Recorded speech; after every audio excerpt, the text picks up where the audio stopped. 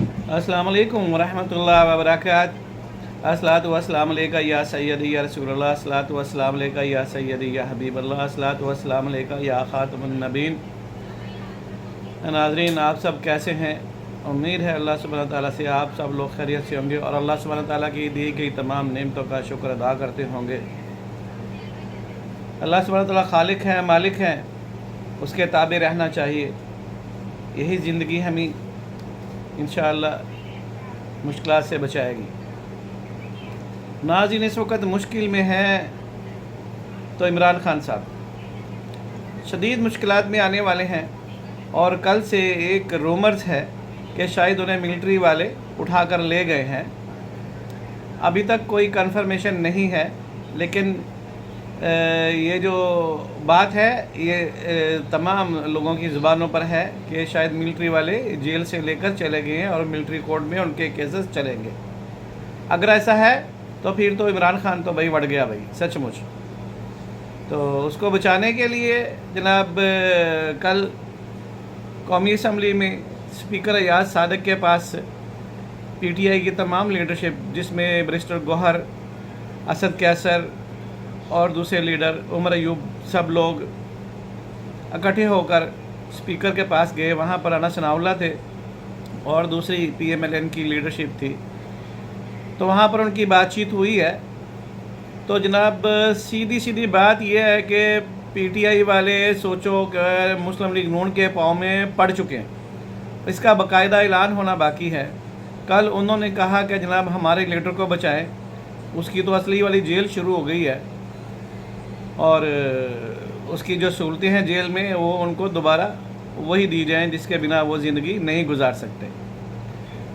PTI ने बहुत चालाकी के साथ, बहुत होशियारी के साथ, राजदारी के साथ जेल का तमाम अमला ख़रीद रखा था। हर कीमत पर ख़रीद के रखा, उसकी मैं वजाहत कर चुका हूँ पिछले व्लॉग्स में।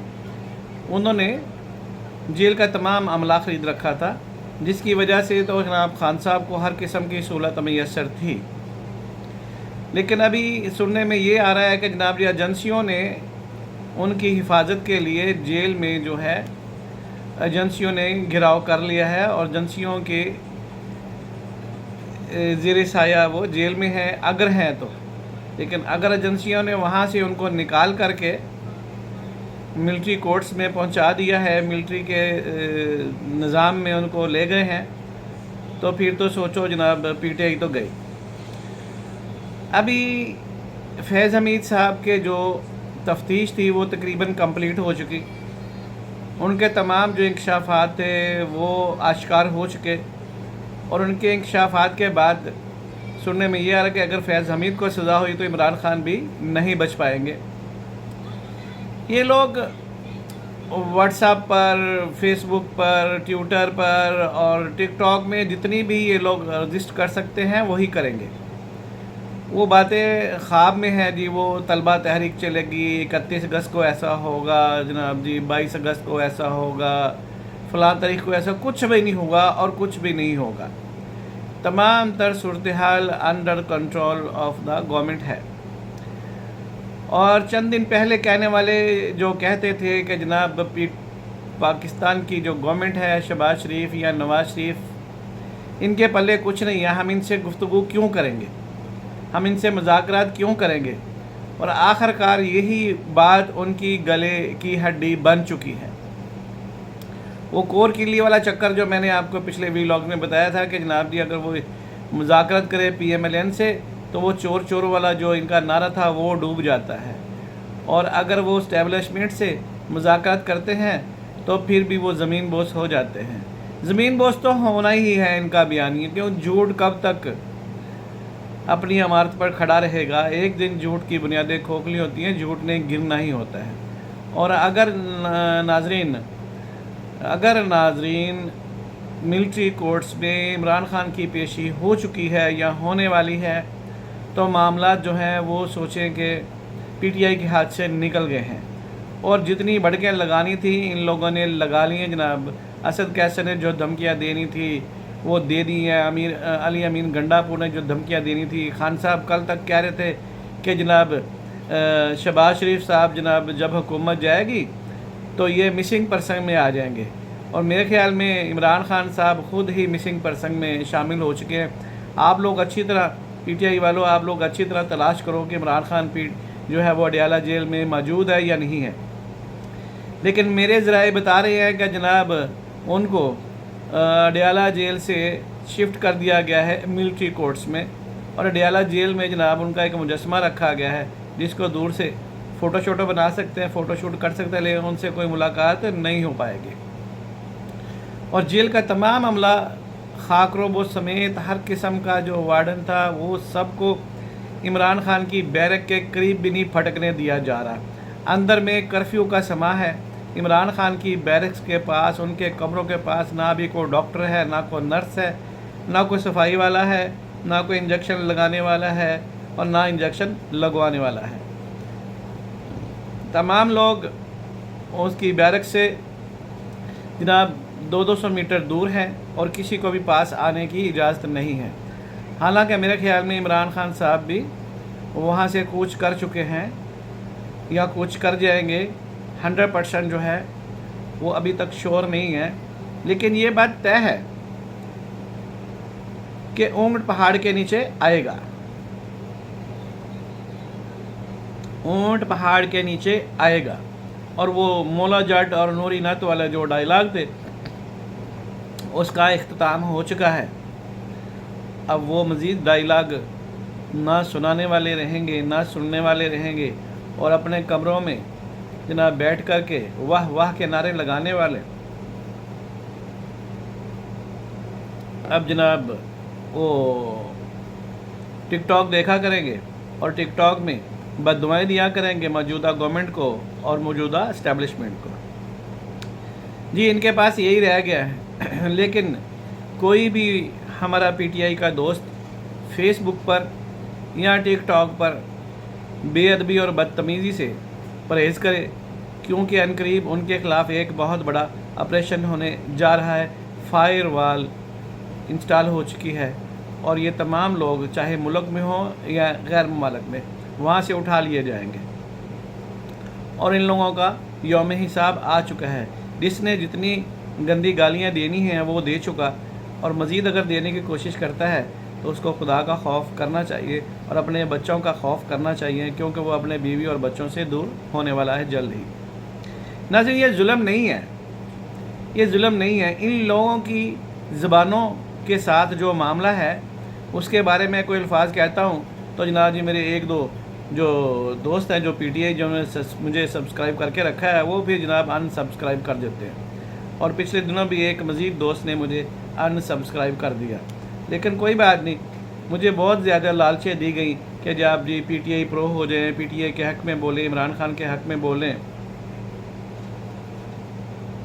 आप पॉपुलर हो जाएंगे, आप मोस्ट पॉपुलर हो जाएंगे, आपके इतने फ़ैन फॉलोअर हो जाएंगे, आपके इतने सब्सक्राइबर हो जाएंगे और आप जल्दी हिट हो जाएंगे। तो मेरा उनको एक ही जवाब कि मुझे दुनिया की लालचों से कोई गर्ज नहीं है, मैंने हक़ और सच की बात करनी है। अभी देखें कि सैयद आसिम मुनीर अकेला है। सैयद आसिम मुनीर हकीकत में अकेला है, लेकिन अल्लाह उसके साथ है, अल्लाह की हमायत उसके साथ है।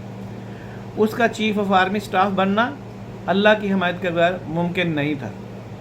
उसकी इतनी मुखालफत थी, इतनी मुखालफत थी, इतनी मुखालफत थी कि आप सोच नहीं सकते। इतना बड़ा लॉन्ग मार्च किया फैज़ हमीद के कहने पे इमरान खान ने, लेकिन वो नाकाम रहा। बगावत की कोशिश की, वो भी नाकाम रहा। कमर जावेद बाजवा ने कहा कि अगर इसको आर्मी चीफ बनाया गया तो मैं मार्शल लॉ लगा दूंगा। तमाम तर कोशिशें इनकी रायगा गई और अल्लाह की हमायत से और पाकिस्तान में बचने वाले तमाम वो लोग जो पाकिस्तान से मोहब्बत करते हैं, उनकी दुआओं से सैयद आसिम मुनीर जो है वो चीफ़ ऑफ आर्मी स्टाफ बने।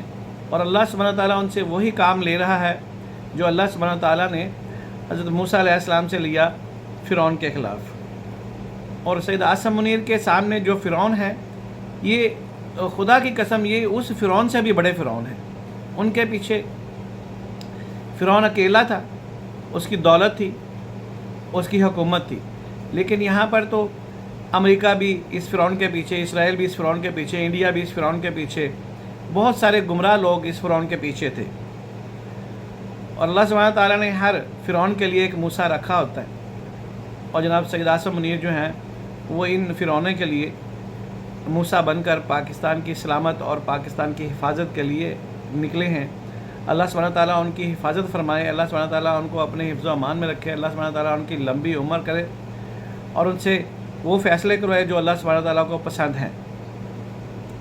ابھی جس حکمت عملی سے، جس دانش مندی سے انہوں نے ڈیل کیا ہے ججوں کے ساتھ، اور جس دانش مندی کے ساتھ انہوں نے ڈیل کیا ہے وکلا کے ساتھ، جس دانش مندی کے ساتھ انہوں نے ڈیل کیا ہے سیاسی جماعتوں کے ساتھ، جس دانش مندی سے ابھی وہ ڈیل کر رہے ہیں ملک دشمن عناصر کے ساتھ، وہ قابل دید ہے۔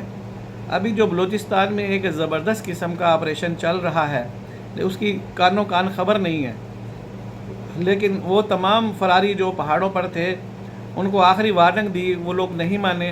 ابھی ان کے خلاف ایک کامیاب ترین قسم کا آپریشن چل رہا ہے، خصوصی طور پر جو ان کے اپنے مستونگ اور خزدار کے جو علاقے ہیں وہاں پر روزانہ وہ تمام قاتل جنہوں نے پنجابیوں کو قتل کیا بسوں سے اتار کر پچھلے 5 سال میں، وہ تمام قاتل پکڑے جا رہے ہیں، کچھ گرفتار ہو رہے ہیں، کچھ زخمی ہو رہے ہیں اور کچھ جہنم واصل ہو رہے ہیں۔ ان لوگوں کو بہت مواقع دیے گئے۔ اس وقت بلوچستان میں جو ترقی ہو رہی ہے وہ پاکستان کی تاریخ میں سب سے زیادہ ترقی بلوچستان میں ہو رہی ہے، اس میں کوئی شک نہیں۔ وہاں پر جو ہے جناب وہ مچھلی پکڑنے کا نظام بہت جدید ترین ہے، اور وہاں پر جدید ترین ایئرپورٹ کا افتتاح بھی ہو گیا، اور وہاں پر جدید ترین سی پیک کے افتتاح ہونے جا رہے ہیں۔ وہ فیکٹریاں ہی فیکٹریاں، کارخانے ہی کارخانے، اور ترقی ہی ترقی نظر آ رہی ہے۔ لیکن ان لوگوں کو صرف پاکستان کی دشمنی میں لوگوں سے پیسے لے کر غداری کر کے وہ پاکستان کو کمزور کرنا چاہتے تھے۔ ان کو بہت ٹائم دیا سمجھانے کے لیے، بہت وقت ملا ان کو سمجھنے کے لیے، لیکن وہ لوگ اپنے آپ کو ہلاک کروانا ان لوگوں نے مناسب سمجھا، اپنے بچوں کو یتیم کروانا مناسب سمجھا، اپنی عورتوں کو بیوہ کروانا مناسب سمجھا۔ وہ لوگ باتوں سے سیدھے نہیں ہوئے تو ابھی وہ ڈنڈوں سے سیدھے ہو جائیں گے انشاءاللہ، اور بلوچستان ترقی کرے گا تو پاکستان ترقی کرے گا۔ اتنے بڑے بڑے منصوبے پاکستان کی تاریخ میں کبھی بھی ایک ساتھ کسی صوبے میں نہیں لگے، جتنے بڑے بڑے منصوبے وہاں پہ پلان کیے گئے ہیں۔ اب بھی وقت ہے بلوچستان کے گمراہ لوگوں کے لیے کہ وہ جلد از جلد توبہ کریں، پاکستان سے محبت کریں، پاکستان کا جھنڈا اٹھائیں اور پاکستان سے محبت کا عملی مظاہرہ کریں اور پہاڑوں سے نیچے آ جائیں تو ان کی جان بخشی جا سکتی ہے۔ اللہ سبحانہ تعالیٰ پاکستان کو سلامت رکھے تا قیامت رکھے۔ پاکستان زندہ باد، پاکستان پائندہ باد، اسلام زندہ باد۔